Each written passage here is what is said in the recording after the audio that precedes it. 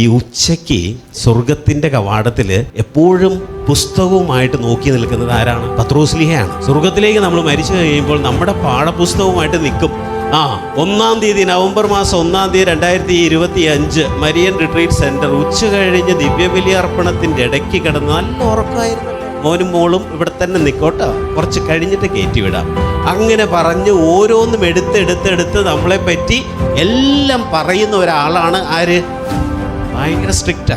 അങ്ങനെ കുറേ ലൈൻ ഇങ്ങനെ നിൽക്കുമെന്നാണ് പറയുക. അതായത് സ്വർഗത്തിൻ്റെ മുമ്പിൽ കുറേ പേര് ഇപ്പോൾ ഒരു അവസരം വരും നമ്മളെ കയറ്റി വിടും എന്ന് വിചാരിക്കും. പിന്നെ പത്രോസ്ലീഹായ്ക്കും മറ്റ് അപ്പോസ്തലന്മാർക്കും ഒരു ചെറിയ ദുശീലം ഉണ്ടായിരുന്നു. ഉച്ചയ്ക്ക് ഊണ് കഴിഞ്ഞ് ഒരല്പനേരം അങ്ങനെ സംഭവിക്കുന്ന അരമണിക്കൂർ നേരം ആ പാഠപുസ്തകം ആരേൽപ്പിക്കും? പരിശുദ്ധ അമ്മയ്ക്ക് അങ്ങനെയുള്ള സുശീലമൊന്നും ഉണ്ടായിരുന്നില്ല.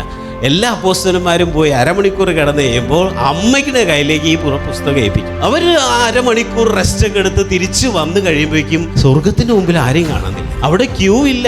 എവിടെ പോയി? എല്ലാവരും വീട്ടിലേക്ക് തിരിച്ചു പോയോ? ഈ അരമണിക്കൂർ ഗ്യാപ്പില് അമ്മ എന്താ പറയുക? വേഗറിക്കോ, അതികേറിക്കോ, എല്ലാവരും കയറ്. അതുകൊണ്ടാണ് കത്തോലിക്ക സഭ, ആഗോള കത്തോലിക്ക സഭ ഉറപ്പിച്ചു പറയുന്നത്, നിന്റെ മരണനേരത്ത് നിന്നെ സഹായിക്കാൻ നീ അമ്മയോട് വിളിച്ചപേക്ഷിക്കുക. ഉറപ്പായിട്ട് നീ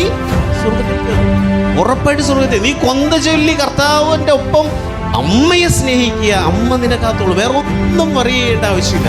നിനക്ക് സ്വർഗം ഉറപ്പാണ്, 100% ഉറപ്പാണ്. അങ്ങനെ പരിശുദ്ധ അമ്മയെ കൂട്ടുപിടിച്ചാൽ സ്വർഗം കിട്ടിയാൽ പിന്നെ അതിൻ്റെ അപ്പുറത്തേക്ക് നമുക്ക് വല്ലത് ആവശ്യമുണ്ടോ?